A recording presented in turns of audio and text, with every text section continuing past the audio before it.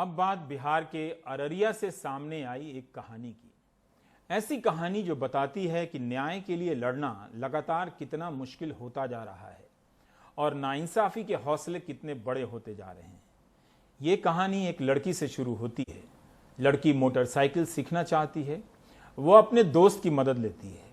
वह दोस्त कथित रूप से अपने कुछ दोस्तों के साथ मिलकर एक दिन उसका रेप करता है।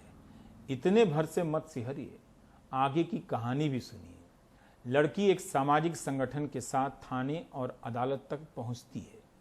वह चाहती है कि उसका जो बयान दर्ज किया गया है वह उसे पढ़कर सुनाया जाए। ये बात इंसाफ करने वाले को अपनी तौहीन लगती है। उसके बाद जैसा रिवाज है, आईपीसी की धाराएं खोज खोज कर निकाली जाती हैं। बलात्कार की पीड़िता को भी जेल भेज दिया जाता है।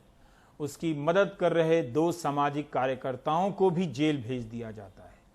पीड़ित 7 दिन तक जेल में रहती है और फिर उसे जमानत मिल पाती है, लेकिन बाकी 2 लोगों की जेल लंबी खींचती जाती है। आखिर उन्हें सुप्रीम कोर्ट आना पड़ता है। पूरे 25 दिन बाद आज इन 2 लड़कों को जमानत मिल गई है। जमानत देते हुए जस्टिस अरुण मिश्र ने कहा है, ये बिल्कुल अनुचित आदेश था। देखिए इंसाफ की विडंबना की ये पूरी कहानी। इंसान को अछूत और गुलाम किया है, इंसान को अछूत और गुलाम किया है। कैसा ये कर्म है, कैसा ये कर्म है। अररिया में चल रही प्रतिरोध की इस नुक्कड़ सभा में दर्शक के तौर पर एक लड़की भी शामिल थी।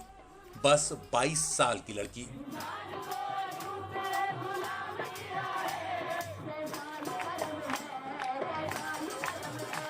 उसे नहीं मालूम था कि एक दुःस्वप्न उसका पीछा कर रहा है। ये लड़की किसी तरह 5वीं तक पढ़ पाई, घर में काम करती है, एक सामाजिक संगठन में भी आती जाती है।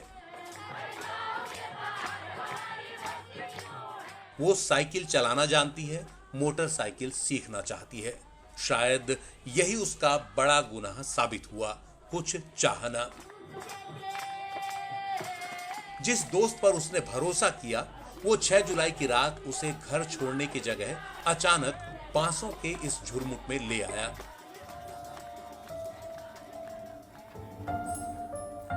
ये जगह एक भयावह अपराध की गवाह हो गई। अपने दोस्तों के साथ मिलकर उसने उसका रेप किया। यहां से इसके बाद उसकी कहानी जैसे हमेशा हमेशा के लिए बदल गई। इस लड़की की लड़ाई का बीड़ा एक संस्था ने उठाया, जन जागरण शक्ति संगठन। लेकिन लड़ाई आसान नहीं रही।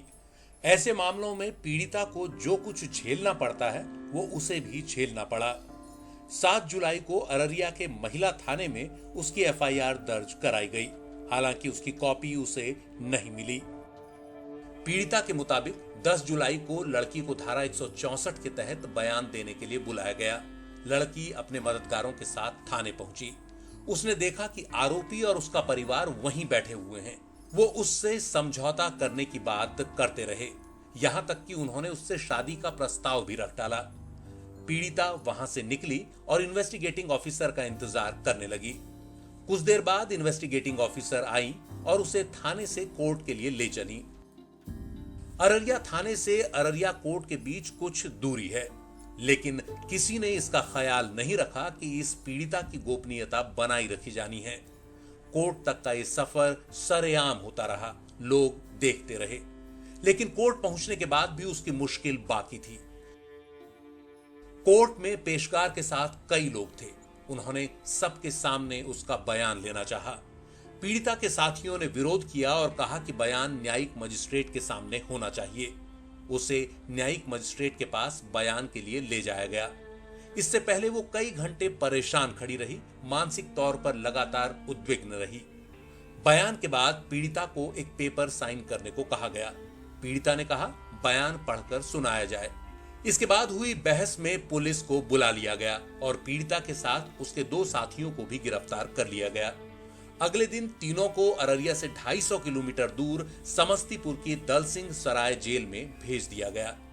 गैंगरेप पीड़िता को उसके 2 मित्र और सहयोगी सोशल वर्कर्स के संग जेल भेज दिया गया। कहा गया कि जुडिशियल मजिस्ट्रेट के कक्ष में उन्होंने उद्दंडता की थी, कागज़ छीनने की कोशिश की थी। बात यह है कि पीड़िता की जो मनस्थिति थी उसको इस पूरी प्रक्रिया में ध्यान में ही नहीं दिया गया। तो इस तरह न्याय के लिए पहुंची एक रेप सर्वाइवर और उसके 2 सहयोगियों को सुनवाई से पहले ही जेल मिल गई।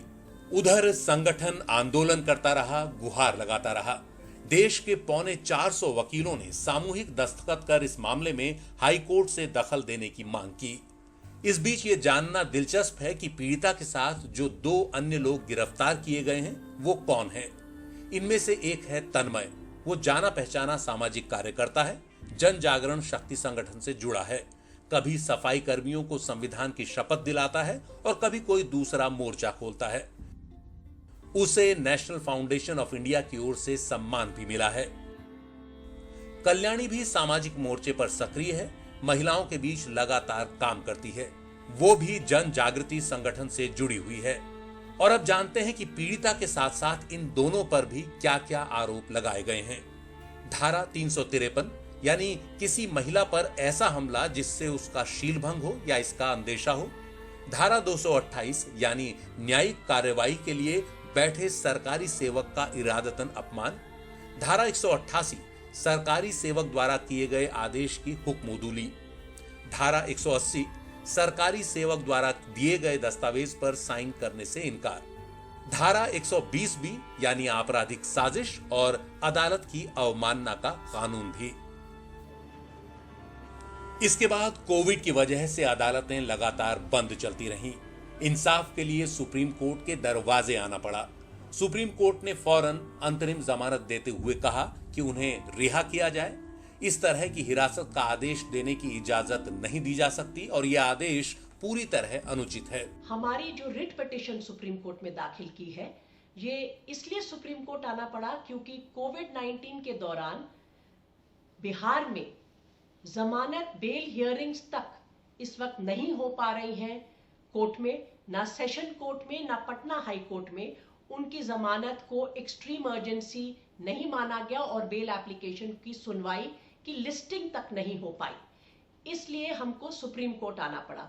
ये अपने आप में एक गंभीर मुद्दा है कि कोविड-19 के चलते access to justice, access to remedy क्या रुक सकता है इस तरह, और बेल से ज्यादा एक्सट्रीम अर्जेंसी का क्या मामला हो सकता है किसी भी अदालत के लिए। तो पूरे 25 दिन बाद ये नौजवान लोग रिहा हो पाए हैं। इनके संगठन के हौसले कुछ मजबूत हुए हैं। माननीय सुप्रीम कोर्ट के बहुत शुक्रगुजार हैं, हमारे सभी समर्थकों के, सभी दोस्तों के शुक्रगुजार हैं।